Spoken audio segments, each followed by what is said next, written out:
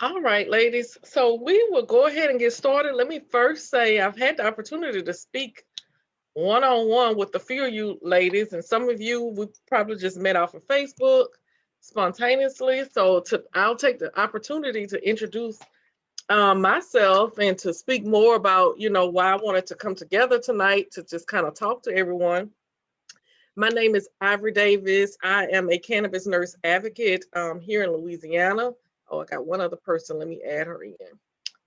Um, I'm a cannabis nurse advocate here in Louisiana. I'm the co-founder of Cannabis Nurses of Color. Cannabis Nurses of Color is pretty much a grassroots organization that get together and we advocate, train, and educate um, individuals in the cannabis space. We pay attention to destigmatizing this plant. That's still a very pertinent issue that happens still in the African American or in communities of color. So one of our goals too is just to train and to educate and be a support for black and brown nurses. We do have public Facebook page as well as we're on Instagram and Twitter. So I just wanted to put that out there. But individually, like I said, I'm in Louisiana, and so one of the things that sparked me to start trying to look. I'm not a nurse practitioner, but I'm an advocate of nurse practitioners and full practice authority, and for nurse practitioners. Really having a place in this industry is something that I'm very passionate about. And one day my background is I do workers' comp insurance, claims insurance, which basically is what led me to nursing, because my patients started asking about cannabis. And so as a result of that, I pretty much leaned into the industry probably about 5 years ago and just started learning and been in the space ever since then. Well, recently, probably about a month ago, I was doing a claims appeal for a patient that's on medical cannabis, and I was going to pick up some documentation from the dispensary. So in between that time, I was finishing up a phone call, so I was just waiting in the car, finishing up the call, and as I was sitting in the parking lot of the dispensary, I didn't notice anybody that looked like myself. For lack of a better word, it was based on and this is totally stereotyping, but it's just based on what I saw. You had cars, from very low end cars to high end class, so it wasn't a class issue. You had a different demographic of class, but I think my 45 minutes in the parking lot, I may have seen about 15, 20 people going to the dispensary, and I think maybe one was an African American. And so from that, I just kind of been, that has had me on a trail just to get more African Americans in the space, because I don't hear people in my community talking about cannabis as a medical medicine option for them. And so I reached out to my state, the Department of Pharmacy, who oversees the dispensaries, and I say, "Hey, send me the latest stats, because that's public information." To only find out that my state, they can tell you every county, which we call parish here, every parish, how many scripts, how it's divided and broken down into each area. They can give you the age range. They can give me everything but racial demographic. I don't think that's by accident, because I guarantee you that it's a high disproportion of racial demographic in my state. So anyway, just one thing has really led off into another. And I was reading one day, and it was an article about getting more women into as consumers, because just getting more women into the space. So I say all that to say all of it really, to me, in my mind, coincides. We have as far as male female go, women are less likely to consume according to the statistics than men. African Americans are not at the space at the table, because this plant is still heavily stigmatized. And so I really got thinking about it. Nurse practitioners, who you ladies, most of you are already practicing in this space, and some that I invited that I know that are just nurse practitioners that are interested in cannabis. For the most part, nurse practitioners traditionally, or at least in Louisiana, they practice a lot in rural and underserved areas. And so I had to just think, without nurse practitioners in my state being able to recommend cannabis, I had to think that that's a large population of people who could benefit from cannabis that don't have access to it. So that has just really sent me on this project to really push in my state of Louisiana to get nurse practitioners as recommenders. I just think it's a win-win for the whole industry, but most importantly for our patients that need the medication. And in Louisiana, due to the pandemic, our governor commissioned two boards here in our state, post pandemic, to look at it from an economic standpoint as well as look at Louisiana from a health equity standpoint. Well, both boards came back with the recommendation for NPs, full practice authority. So that's another reason why I'm like, you know what? I really need to push right now, because, and this probably is going on if you're on here, because I can't remember everybody's state. But if you're on here and you represent a state who right now, as an MP, you're not able to recommend, that's something that, you may want to look into. We that we have on our an advantage right now from the pandemic, through the CARES Act, where temporary full practice authority was extended. So I just say all that to say I'm working hard in my state to get my colleagues, NPs, to the table, because I recognize the value of you ladies and what you can bring to the table if patients had access, greater access, and had someone like you, the most trusted profession, to teach and not judge them for wanting to use cannabis as medicine. So I wanted to take a little time as I'm going out and doing research and speaking with legislators in my state coming up here soon. I wanted to just do a roundtable, and I wanted to listen to the experts, which is you guys, because you're already operating in the space. So I didn't want to assume when I go and speak to my legislators to tell them what's going on, what's working, what's not working.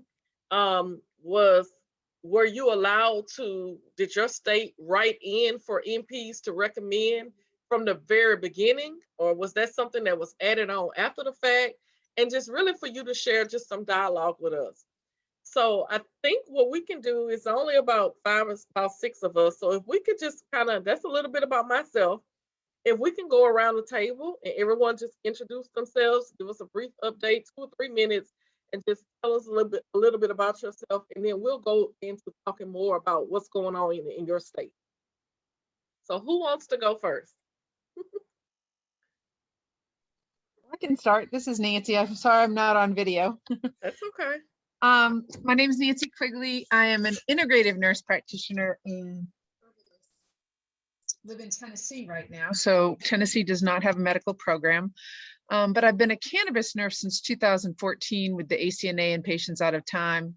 Was on the board of ACNA 2017 and 19. So I've been very actively involved in this for quite a few years now. And I am a hemp grower. Tennessee is going to, in their bills that they have presented, which of course didn't pass this year, they are suggesting nurse practitioners. I actually work with an insurance company as well right now. I'm working with my nexus. This is going to Anthem. And so I get to work remotely. And I was in California for about 8 months helping my sister with some health issues. Now, California obviously is legal, but nurse practitioners are not able to practice. So I've gotten to be really close with Eloise Thiessen, fabulous nurse practitioner in Northern California, and got to shadow Bonnie Goldstein, a wonderful physician out there. So I've learned a lot, and I've worked with people from the, not in my NP role per se, but more as my herbalist recommending role from that aspect.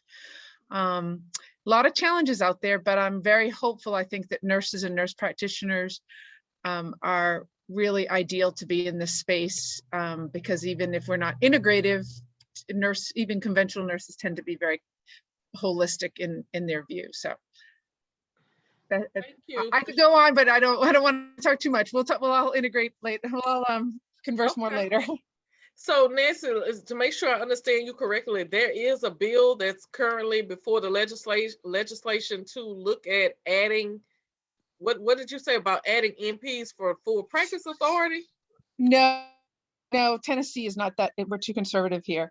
No, in the bill that was presented this year, and probably another formation of that bill will probably be presented next year, any prescribers, so any mid-level practitioners, as well as I believe, well, and pharmacists, of course, pharmacists are taking quite a big role in a lot of places, which I think is good and bad. But any prescribers, so dentists, doctors, DOs, nurse, any mid-level practitioners were on the list to be recommenders for Tennessee if it did pass, but it did not pass this year. Gotcha. Okay. So that's good to know. At least you guys, whenever it passed, you're already at the table, right? I hope so. I think that seems like the plan. If a bill similar would go. Okay. Thank you for that. Who wants to go next? You're on mute. If you're trying to talk, Julie. Or hi, I'm there you are. Julie. It's nice to see all of you. I'm in Massachusetts, and I think Massachusetts is different in a few ways. I think that, and I've been doing certifications and doing education since about 2016. But it's definitely, it's sort of, most places are like a card shop where you just go in and it's like talk to a patient for 3 minutes and that's that. But there are not a lot of places that are doing a great job, but it's a good place to learn to see a lot of patients like that. And nurse, I'm actually originally trained as a nurse midwife, and I used to catch babies, and then I started to have a tremor, so I couldn't suture anymore. So I moved, that's when I moved about 5 years ago into cannabis medicine. And at that point, mid-levels were able to certify. And as a nurse midwife, like my license is a little bit different because it's a different board. But in Massachusetts, I think about 5 or 6 months ago, the nurses got independent practice authority for the NPs, and the CNMs, which is what I am, a certified nurse midwife. We had it, so there wasn't. We didn't have much of an issue with setting that sort of stuff up. But I'm very interested in figuring out how I can be helpful to anybody doing any of this stuff, because I need my nursing sisters with me. Absolutely. So that's interesting. You guys already had full practice authority in your state before you actually had a cannabis program, correct? So the nurse midwives did. The nurse practitioners didn't. The nurse practitioners just got it about 6 months ago. Okay. And I don't know, I haven't read the regs because I'm not a nurse practitioner technically. I'm an advanced practice nurse, but so that I don't know if you're a new grad, if you need to have like, I don't know if you're from the minute you're out of school, if you're a nurse practitioner, what the regs in Mass, I don't know if you need some sort of, I don't know, maybe you just need a DNP. I don't know what the regs are because I don't need them. So I haven't really looked at them, but Okay. I would. And I think I sent you, Ivory, the Mass regs. Okay. I need to look at that. In that email that you sent out that you said, yeah, we're going to meet, I attached the regs. I have them. I think I remember seeing it now that you mentioned it. I will go back and look at that. So there's all the wording there of all the nurse. I think it says nurse practitioner, because I think nurse midwife, technically I'm not really even allowed to, but there weren't enough of us that they were going to complain about it. And I'm definitely much more of a ask for forgiveness, not permission kind of fuck you, enough. It's been long enough. Like there's enough permission. Like we've asked, we've been nice. I'm sort of done. Yes, I get it. Thank you, Julie. I appreciate that. Okay. Next, who wants to go I next? feel like I'm on Clubhouse. I'm going to mute myself. I can follow Julie because Okay. we're a little bit similar story. I'm Naotat and I'm in New Hampshire, but I'm also a nurse midwife. And I didn't really, so are you saying that in Massachusetts, a nurse mid, you can't technically certify? So there's no right, like there isn't a word that says we can. Yeah, But okay. since there's prescriptive authority, like they can't, Right, no, right. nobody's ever said I can't. Yeah, interesting. I held a new Massachusetts license for quite a while, but I don't have it anymore. I had New Hampshire and Massachusetts, but so I'm in New Hampshire, and yes, I'm a nurse midwife by training, but really I've been doing integrative women's health. I've had my own small practice in integrative women's health for pretty much my whole. I did about 3 weeks, a little home birth practice, and then some big life changes happened. And so I'm recreated a lot of things. But anyway, and I got into I've been doing cannabis certifications for about a year, a little more than a year. So in New Hampshire, and I'm sorry, Ivory, I'm not really sure whether nurse practitioners were written in from the start, but I think so. Okay. I'll go back and that. In New Hampshire, nurse practitioners and nurse midwives have independent practice authority. And so I'm not exactly sure how it works for practitioners, but I know that they can practice independently. I don't know if they need some kind of physician oversight for certain things. But the nurse midwives are really entirely independent. So yeah, we're at the same as practice nurse as a nurse practitioner. So it's pretty small process. I think that probably the two, that the person in New Hampshire who does the most certifications is a nurse midwife, a nurse practitioner. She's been doing it. Lisa Withrow's been doing it for a long time and has a really active practice in that. Her background was palliative care. So it's a pretty simple process here, and I haven't had any problems, it's pretty smooth and simple. Who was that you were saying was doing it? That's background is palliative care. Her name is Lisa Withrow. Okay. I don't see her active in any of the cannabis nursing Okay. setting. But at Withrow. Okay. I think she might be geriatric, actually. I'm not really sure what her Okay. specialization is, but she has a palliative care practice and from what I know, does a lot of cannabis certs.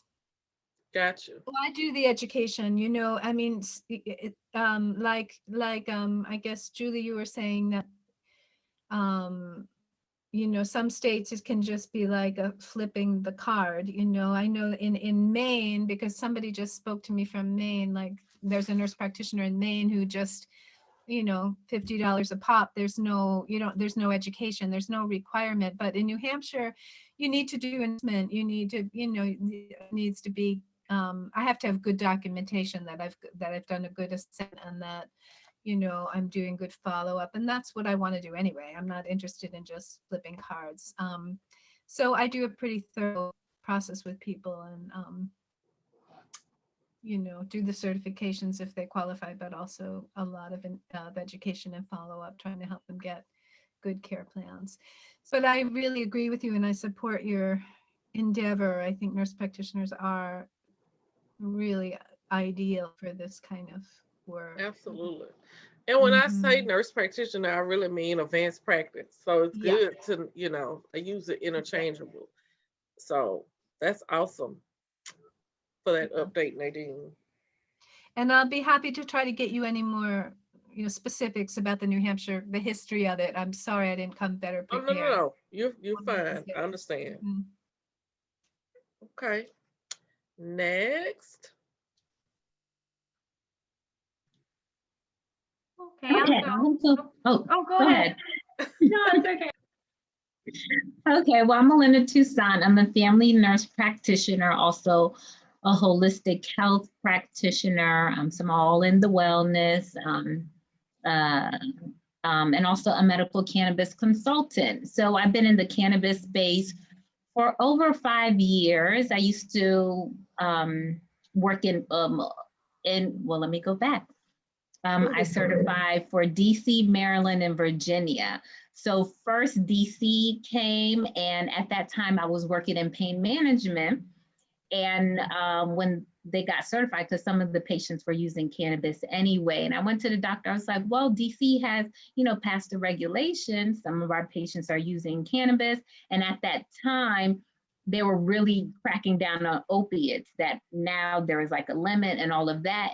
And I told the medical director that, well, this, as you can see from our patients, the ones who are on cannabis, they never ask for an increase. They're just like, I'm fine, I use it as needed. But the ones who didn't use cannabis, they're always like, oh, it's worse, muscle spasm and all of that. And I was like, so why don't we start certifying? And he said, well, I don't want those type of people here. And I was like, what do you mean? They look like you, they look like me, they look like your spouse, your children, Right. all of that. And I was like, and I'm sure people in the government sitting on Congress are using it because our past presidents, well, some of them had admitted to using it. And he was like, well, if you want to do it, you have my blessing. So part-time, I started doing the certifications. I also rely heavily on education. In DC, Maryland, and Virginia, you don't need to educate, but you see a difference between the patients who have received education versus not, because I have had dispensaries, like the dispensary associates, bud tender, whatever you want to call it, patient advocates, they will end up becoming my patients because they said, your patients are so easy. They come in, they know exactly what they want, because usually the first time they're there for about an hour and asking all these questions. So I provide the fundamentals, which led me to do consulting and also educate other medical providers who are in the industry, as well as who are seeking to start a medical cannabis business, and also for the dispensary workers, also go into in the dispensary, educate their staff, or they just refer, be like, hey, can you educate this patient, and so forth. So in DC, Maryland, Virginia, the processes are completely different, but at least have some similarities, which is a two-step process, which is having a medical provider, either provide a recommendation number, or a certifying number, or written certification, whatever, it may be. And then also applying with the state agency. With Maryland, you apply with the state issues you a number, and then you take that number to a medical provider to receive, to get certified. And with Maryland, you only need to register once every 3 years for a card, which is $50, but every year you will certify with the medical provider. And DC and Virginia is different. They first want you to have a medical provider to give you the okay. DC, you will go on the state website and put in the patient's information, and it will generate a number which you provide to the patient, and then the patient will use that to register with the state.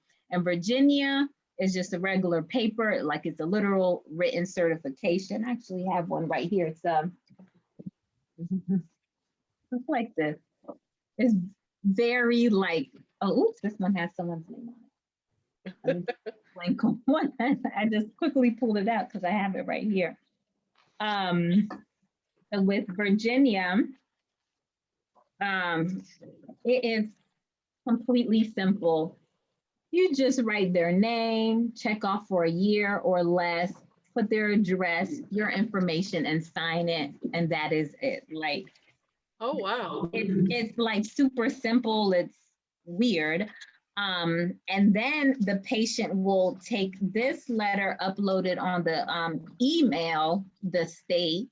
Then they also need to fill out an application online. Then after that, they wait for the state to respond, and then the state will say, we are processing your application. And then weeks later, they'll receive like a paper card in the mail. And when they go to the dispensary, they have to show the card, the certification, as well as their ID. So with Virginia, I don't know, it has, their process is different, but it's easier for the providers, but more tedious for the patient. Virginia, they don't have many dispensaries. It's just like per region, so people have to travel far. But the great news for Virginia, a couple of weeks ago, they went recreational, which will be starting on July 1st of this year, that patients can now grow 4 plants in their home. They could carry an ounce on them without hopefully getting harassed. And then in July 1st of 2024, they'll have recreational dispensaries. Oh, wow. With their regulation, it's weird because if you're a patient, you could go to a dispensary. However, as far as purchasing it, because DC is recreational, they gift it. So you'll get a pen for $65 and you get a gift of cannabis products. But they're trying to change that around as far as like with the banking system regulations are being passed. And with Maryland, it's easy. You have your official card, you go to the dispensary, show it, you purchase it, and that is it. And also what is great about DC, they have restitution with other states. So you could use your same card, purchase in other state, recreational states, or wherever that has reciprocity, not restitution, the other states that has reciprocity, they could also purchase as a patient with their card, and they also get an official card as well, but it only lasts a year, as well as Virginia lasts a year. But then they won't have to pay taxes on their products in their recreational state.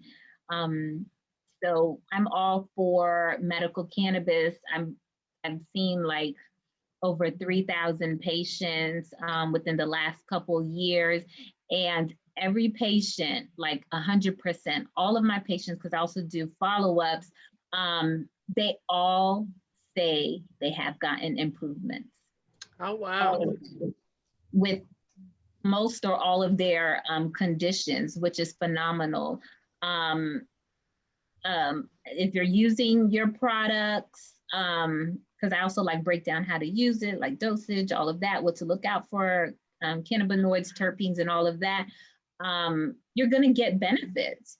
And also, they're always saying there's not enough studies out there, but there's been studies since biblical times, you know, and in Israel and all of that. But I just love cannabis and how it's literally changing lives from the first dose to them, you know, continuously getting improvements for as long as they're using it. Absolutely. Yeah. Awesome. Thank you for that update. You're welcome. Thank you. Awesome. You have the little trifecta going on in your area. So I guess you got to keep up with all 3 states. And so that could be interesting, I'm sure. I do, but what I do is I just sign up for Google alerts. So thanks to like my husband, he was like, just Google, you know, sign us for medical cannabis, Google alerts for, you know, each state, and then also worldwide. So every day I get those alerts, reading what's going on in the news, and keeping up to date with that. Awesome. Yay. Okay, so Miss Mickey, I think you're the last one. All right, thanks. And hi, everyone. Thanks for having me. I am a family nurse practitioner, and I practice minimally now because I'm a full-time educator. I'm full-time faculty, and I'm a chair of a MSN and DNP program. So I guess I became interested in medical cannabis sort of from a curriculum standpoint. I went to the ACNA webinar the other month, was interested in how we can start teaching students about it. I've also in the past year started using CBD oil, so I started learning about the endocannabinoid system. And then Ivory reached out to me from the nurse practitioner standpoint, and I said, you know, I've looked a little bit into the legislation. I'm not really well versed on that at all. I only got as far as finding out that nurse practitioners cannot recommend in Pennsylvania. By the way, I'm in Pennsylvania, right outside of Philadelphia. So the NPs or advanced practice nurses can't recommend, but we can work in dispensaries, and I think they call them medical professionals. So advanced practice nurses, pharmacists, I think physician assistants can work in the dispensaries.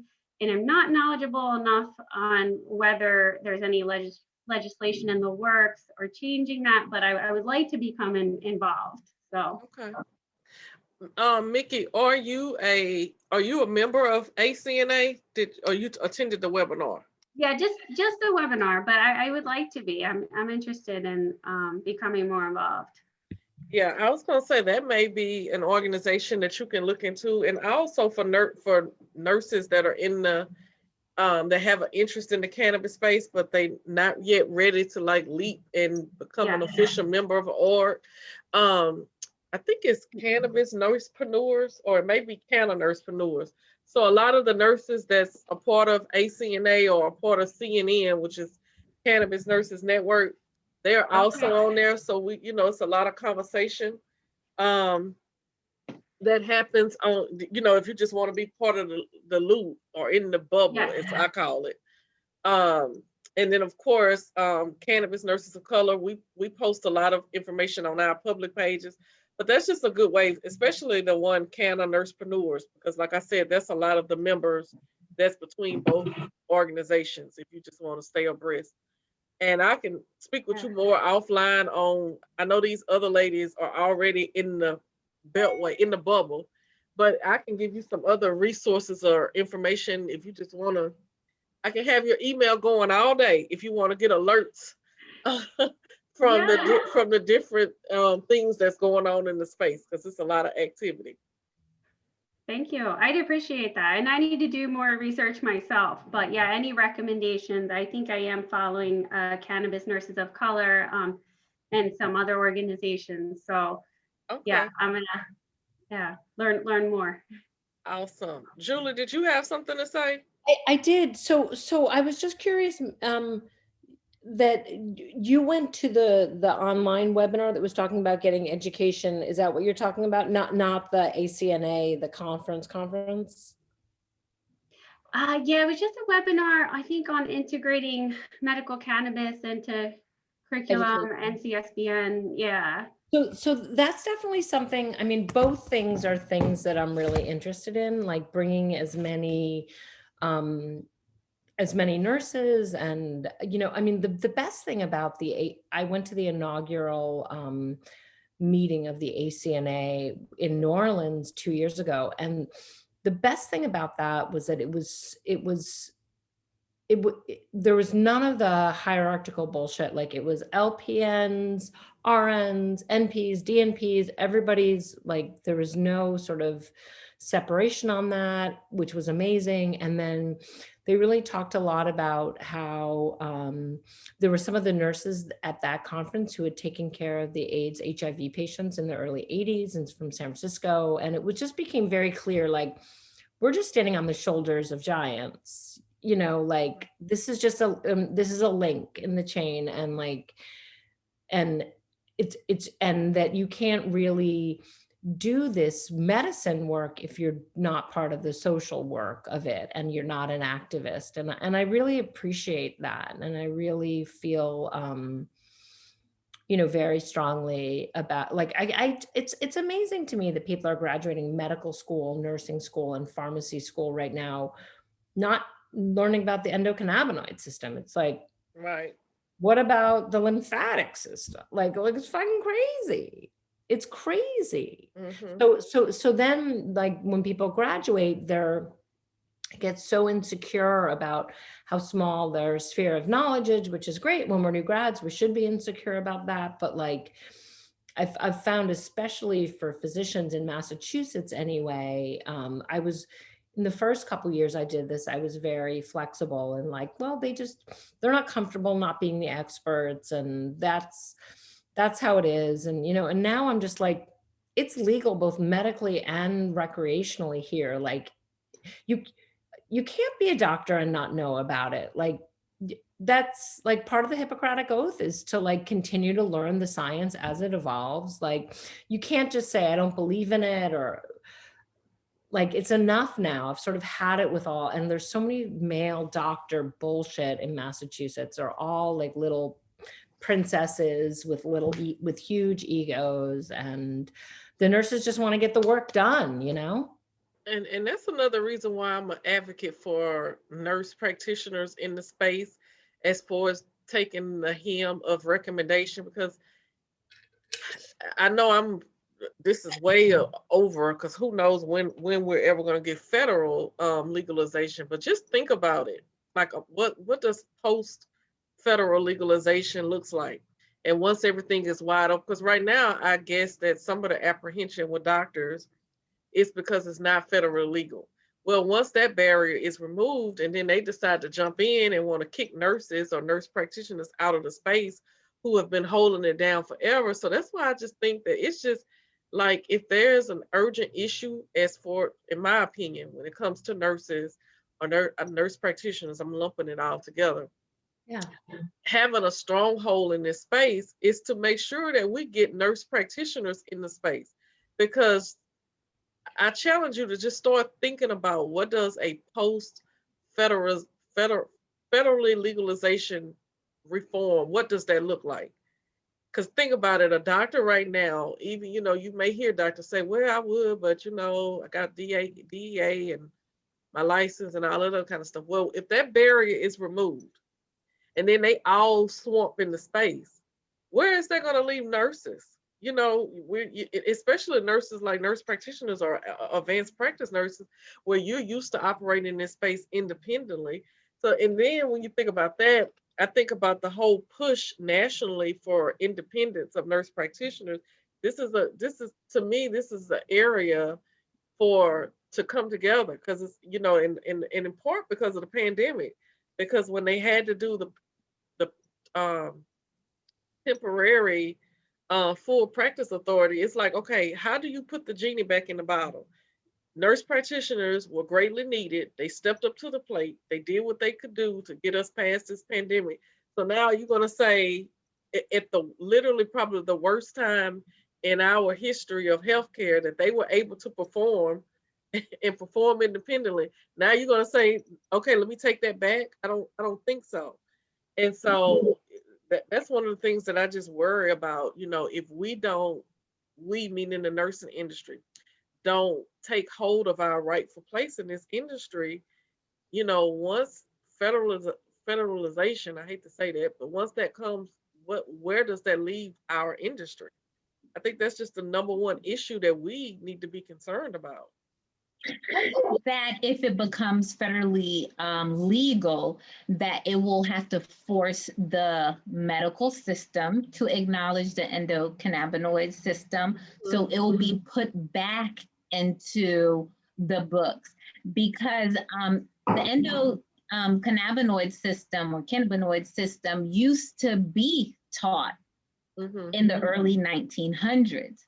But then when they were reviewing what curriculums, because you can only do 12 curriculums, so that is when they took out the endocannabinoid system out the curriculum, which is the most crucial system because it regulates all of the systems. So so it did a lot of medical providers injustice with removing it. So there is a lot of kickback from the doctors, because the doctors, with their medical model, which is the disease model, here's the disease, here's the pill for it, or here's surgery for it. The blessing with being a nurse practitioner or advanced nursing practice is that we look at the body as more holistic. So it's not a diseased body. We look at it like an imbalance. So is it like linked, or is this person experiencing this health challenge because of lack of healthcare, finances, or education, whatever it may be. But going back on if it's federally, what will happen if it's federally legal, I think it'll be a good thing because insurance will have to now pay for it. So for those who weren't using cannabis because they had to pay out of pocket, now we'll have more access. But at the same time, I'm wondering now, are they going to make more synthetic cannabis products? So then the synthetic products that are already out there, like Miranol and all of that, they're not getting as great of a efficacy as just the raw plant or even CBD.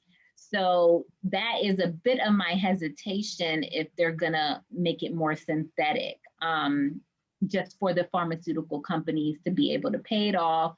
So we'll be covered by insurance and all of that, because you can't patent something that is natural, or you can't FDA approve something that is natural and all, because it's like God made it.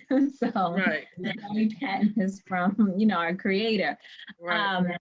So it's a good and bad. I perceive it, there's some benefits and there's also some not so good, benefits, some cons with it if it does end up being federally legal. But even with the states that have like our recreational and medicinal, there's still a lot of things that need to be changed even within that state, just to work out all the kinks. So it'll be interesting to see where that goes. But I am happy that, like, as far as the banking system, it's in the House. So hopefully that will get processed, because I don't know about you guys, as far as like with obtaining medical cannabis certification. I've been kicked off on so many card processing systems because they were like, oh, you're a dispensary or you sell cannabis. And I said, no,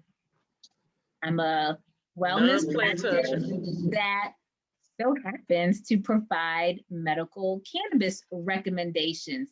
I was like, what is the difference between recommending a physical therapist or a chiropractor or a neurologist? I just happen to provide recommendations for cannabis.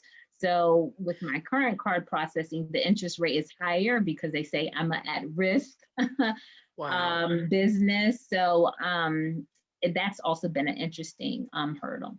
Well, I posted about that earlier, that actually, I don't know, and I remember the date because it was my mom's birthday, I think, when it came out, which was March the 19th. If you guys haven't already seen Chuck Schumer and Senator Wyden and Senator Cory Booker, they did like an impromptu, it wasn't a press conference because I don't think the press was there, but it was like three of them standing outside of the Capitol, and they did like they provided an update for this bill that we're looking to come down. So if you haven't already seen that, I encourage you to go to YouTube and watch it, because it was very insightful with, what to look for in the next bill. And I'm not sure if it was that interview or if it was his interview after that. Maybe that was the interview after that he did with Politico. He pretty much said that he didn't support a standalone safe banking bill. And then today, after the bill passed yesterday in the House, they asked him about it again. I think I read that today in Marijuana Moment. They asked him about it, and he reiterated. And really, what he's saying is it's unfortunate, but it kind of makes sense, because what he's saying is he doesn't want just a standalone bill. He's for everything that's in safe banking, but he wants that in the cannabis reform bill. Because what you got to think about is, with these legislators, if they go and say, like, of course, safe banking was overwhelmingly bipartisan. Well, they can go back home to their constituents and say, oh, well, we support cannabis and we passed the safe, but you really don't support it because you don't support the cannabis reform bill. So Chuck Schumer is not even bringing it to the floor. He's basically like, safe banking has to go on the bill. It's a pretty much the bill is an all or none bill, which as an advocate and as a, I guess, an activist in this space for social justice and for equity and all of that, I see his point and I kind of agree with it that it does, because you're allowing them to get away with taking credit for something that they really not doing, because they're just going to go back to their districts and say, hi, look what we did, but they really didn't support the big picture. So the other thing that, because I'm the type of I'm an advocate, and I like policy, because I just feel like, in this, as a nurse, we operated off of policies that were already in place, and cannabis is one of those unique opportunities where we get to set the policy. The policy is being shaped now, so we get to set it and shape it. So I follow the policy and the politics of it very, very closely. So I don't know if people are paying attention, but it's almost like a yin yang that's going on between Chuck Schumer and Biden. Biden's secretary, his press secretary, came out today and pretty much said, I can't remember how they phrased the question to her, but she didn't say he didn't agree or whatever. She didn't go that far, but she just said what we have heard that's coming forth from the House and the Senate, Biden doesn't agree with it. So it's almost like we're going to have a showdown here on, I guess Biden is calling the bluff of the House and the Senate to see if it even passed. And if it do pass, we'll have to wait and see if he veto it. I don't think so, but we don't know. So it's interesting. And I follow that stuff very closely. And this is why I follow it closely, because it's so much going on. And if you and that happened today. So if you look at his press conference from his press secretary from today, that dialogue happened today. So I just thought it was very interesting. So another reason why I just wanted to come to the table, and I just think as a nursing industry and as advocates, I think that we're a little too comfortable to my taste, because this thing is not a slam dunk. Like, we still have a lot to do in order to get to where we're trying to get to, just because the Democrats or the party that supports cannabis legislation rules Washington, we still got a long ways to go. And right now, it's almost like it's a solid cat fight that's going on that I don't know if people are really paying attention to. I think you're right, Ivy, and I think that's definitely, I've been watching it closely too, and I think that what seems to me to be really important and is just to really all be supporting and supportive of each other.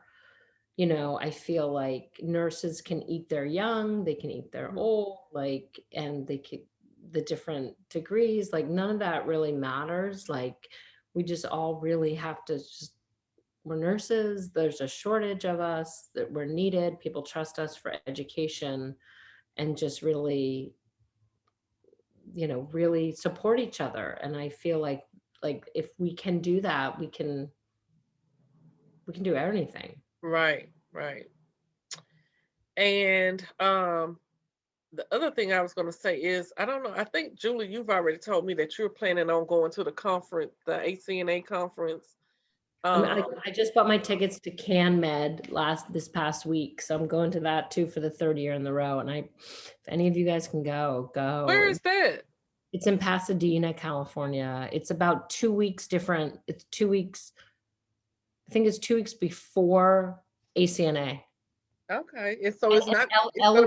Eloise, who's the president of the ACNA, is like doing the educational session at CanMed, and she's amazing. Okay, so it's not virtual. It's going to be in person. Okay, CanMed in Cali. Yeah, that's a fabulous one. And then, of course, Patients Out of Time, which was one of the original ones. They just had Patients their Out of 25th Time's the anniversary. ball. Absolutely. Yeah. It's and Mary Lynn Mathry is just like our soul for cannabis nursing. I mean, she got it started, and she is just a love and a powerhouse. And what I love about I'm a nurse first, and that's where my heart is.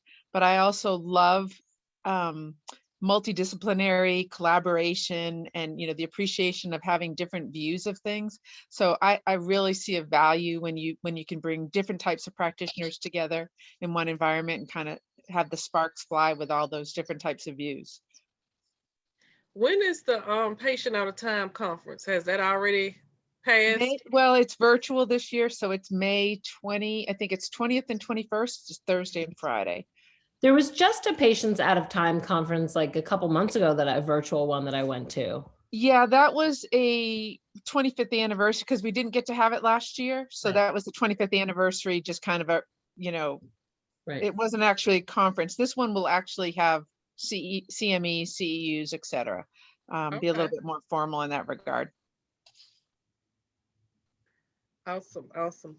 Only other thing I think I wanted to ask, and I kind of thought about this when you were talking, Melinda, or somebody else mentioned, um, I think it was about Maine. Maine doesn't, you don't, I guess you don't have to educate because it's $50 a pop and you're out. Melinda, in your experience with the 3 states in that area, um, do the price of the evaluations differ, or I'm not asking you how much you charge. I'm not trying to get that deep, but I'm trying to ask, does it matter, you know, whether you educate or you don't educate? Because that's another thing I heard from a nurse practitioner that told me recently. She was like, it's not worth the time of the day. And I'm like, I kind of think it is, you know.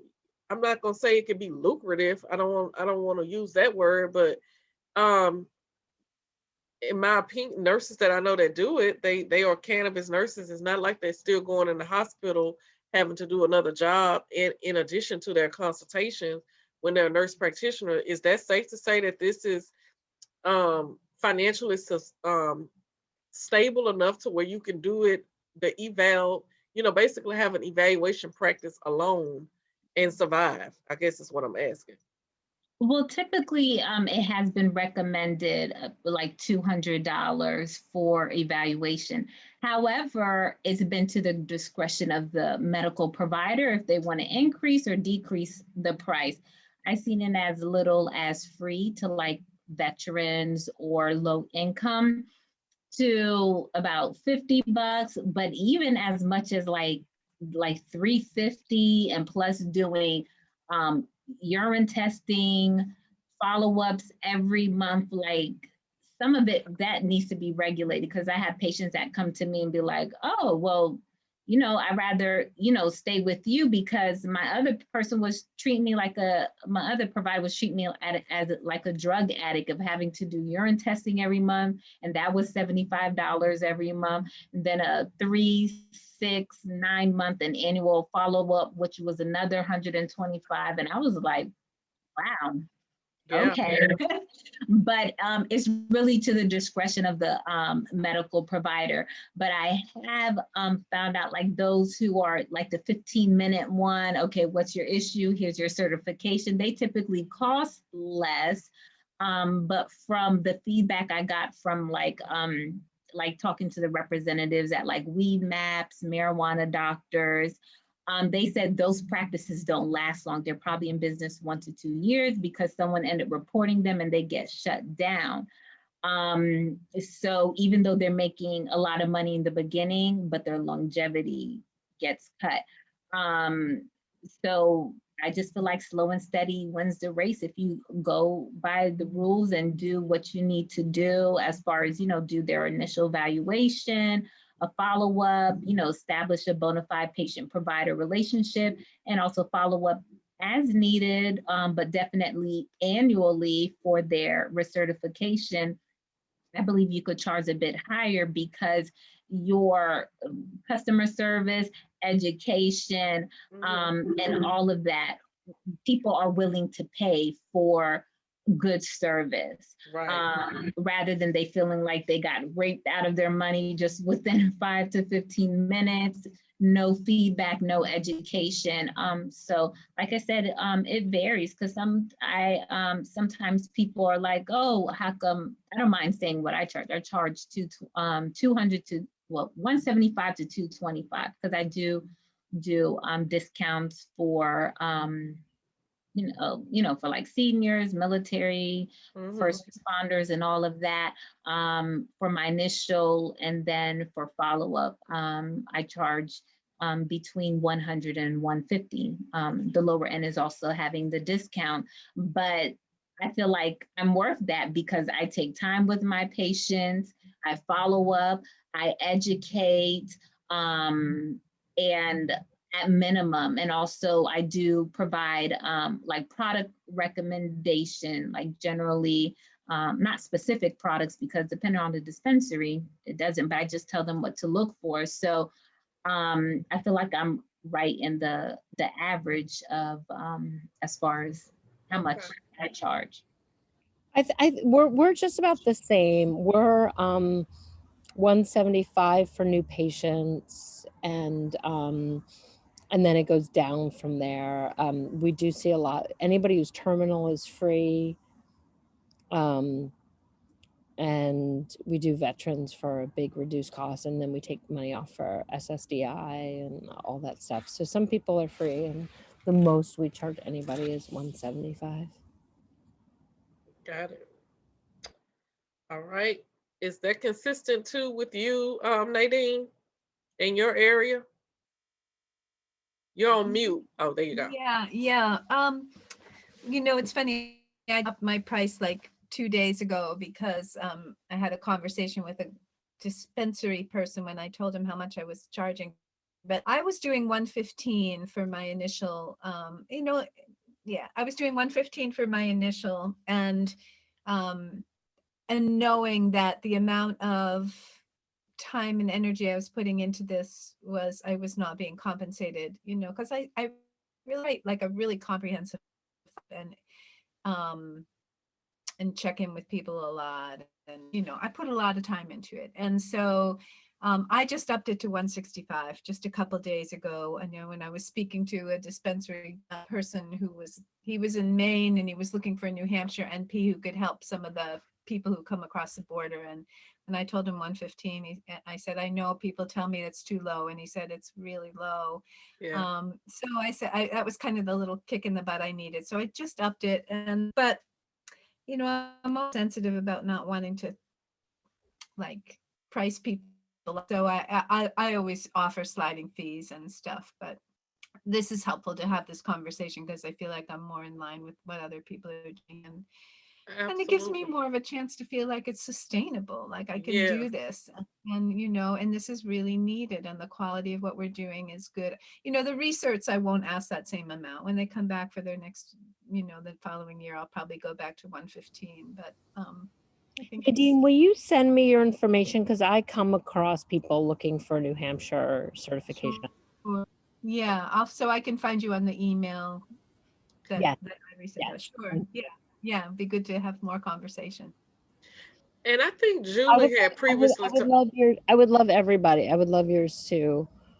What's that? The I would love contact? everybody's contact. Yeah. Okay. Because I definitely come across also like DC and with the buy the t-shirt, get the cannabis and the Maryland. And I'm so happy to start to form a network of clinicians to recommend to. This is great. Yes, I think then we'll definitely do this again, and maybe we can build on it. It's not that many nurse practitioners or advanced practice nurses that's doing this. So, if I had to guess, it's probably not. But Ivy, I'd also want to say that, like, I think that you're a cannabis nurse, like, and I think, like you cannabis nurse or cannabis nurse advocate, either way, I think that we do have the expertise and the knowledge, and really the way that we're learning this all is self-taught. And, we just sort of have to claim the space to make it ours, I feel like. That's right. I was going to ask Julie, I think you told me previously that your practice is pretty much all telemed. Is that correct?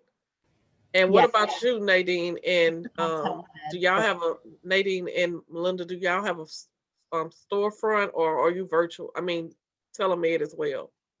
I do started both. off in a building, so brick and mortar, but as of last month, after the pandemic, our practice always had the telemedicine option, home Okay. visits, and also come into the office. But since the pandemic, when I give patients the options, they opt for a telemedicine appointment. It's just convenient. It's they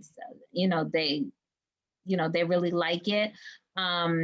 And plus it saves me money because I don't have to, that's one less overhead fee. Right. And it's also convenient for me. I just sit in this office. I just walk upstairs to my office and get ready to do my appointments. And I do it full time. So I really love it. Absolutely. And you, Nadine, you were saying something. I do both. I do, I mean, it's been telemed health, but I do see people in an office in Peterborough as well. Okay. Good deal. Well, ladies, I don't want to hold you too long because I know it's a busy day. Julie, I know you were on Clubhouse earlier. I was trying to jump on, but I was finishing up another one and I couldn't get in over there. So it's just been a great day, but a busy day. And I don't want to hold you ladies. And then of course we'll save something to talk about the next time because I don't, of course we'll try to do this again and we'll try to bring in. So as you meet other advanced practice nurses that are also recommending, we'll also bring them into the fold and just have a periodic talk, just to, get a feel. And then maybe one of the conferences, I'll have to look at CanMed, but I am looking at ACNA. Maybe we can do like a mixer or something, just kind of get together. And, that may be the next time that we can get together and kind of talk, or maybe in between that. We'll figure it out. Let's get together before then, but it would be great. I'd love to Okay. have a drink with you guys at ACNA, CanMed, both, whatever. I still have to come your way this fall, Julie. Actually, not too long after I spoke with you, my company was like, I do consulting with a company, and they were like, well, we want to send you to Massachusetts. I was like, okay, great. And I had just spoke with you, so it's crazy. I live right in Boston, and my younger daughter's been staying at her dad's, so I have space. I have room for you. Awesome, awesome, awesome. Well, ladies, do you guys have anything else before we close out that you want to add? I thank you very much for putting this together and getting us all organized, because I think it really is important for us to unify as best we can and help each other. I agree. I agree. Absolutely. We all rise together. Absolutely. Yeah, I really enjoyed my time. Thank you for having us and inviting me, and happy 420. Yes. Ladies. Absolutely. Yeah, let's all be in touch. And if we're any of us are going to be in Albuquerque or in Pasadena, it'd be great to get together. Absolutely. And anytime you want to come up, Ivory, I'd love to have you. Awesome. So we have each other's information. We won't be a stranger. We may maybe do like a private Facebook group or something like that, and then build in other providers. I actually even know nurses, a few nurses that I've met, such as myself. I'm not an advanced practice nurse, but nurses, because I've met a few nurse practitioners in my area where they're interested in cannabis, but they like, I don't want a building, I don't want an overhead, I don't want a business.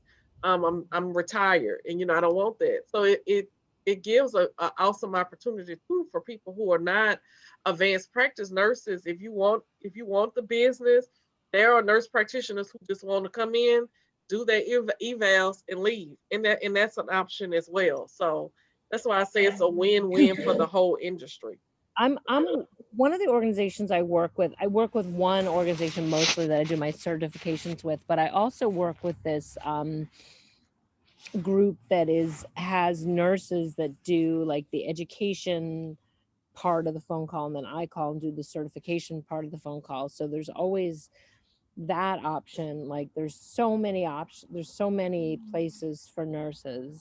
Like it doesn't, I don't think you have to be an advanced practice nurse to be part of this in any way. So there's a group that you know of that does the education part and then just turn it over to you to do the eval? is that like a private group, or is that something you can share as a No, resource? so the one of them is called Green. So one of them is called Green Network Providers, Okay. and the nurse that works there, her name is Sandy. I mean, I'm sorry, she's not a nurse, but she owns it. It's like a sort of like a CBD company, and I do certifications with them. And then there's also one called the Green Nurse. Okay. And those are the two companies that I do the certifications for, but the RNs do like all the education piece for it. And I think they're paid pretty well for the for that information. And then, you know, I feel like it's great to connect with Mickey too, to really think about getting you know, this education into the nursing schools, and all of us probably have Absolutely. some link to somebody at some nursing school, you know, and I think that political work is really important to do. So I'm psyched to do that too. So Right. thank you, Ivory. Yes, and I'm gonna reach out to Mickey. She left a message saying she had to go. I think she had something else she had to hop on to make sure, because I think she is in a, you know, I'm I'm gonna try to get her into, I guess, the bubble, into the you know, ACNA and other things like that, because she really can add, you know, value, you know, especially for her students. So she's the type of person who you really want, you know, at the table, and, you know, getting the information to those students. So that's awesome. Well, ladies, I won't hold you any longer. We've been on about an hour, and so we won't be strangers. We'll talk again. And Happy 420, everybody. All right. yes, Nice Happy meeting 420. everybody. Nice thank you, meeting ladies. Nice Have a good meeting one. you too. Thanks, High Ivory. five. Take You're care. welcome. Thank you, Bye. Ivory. Bye.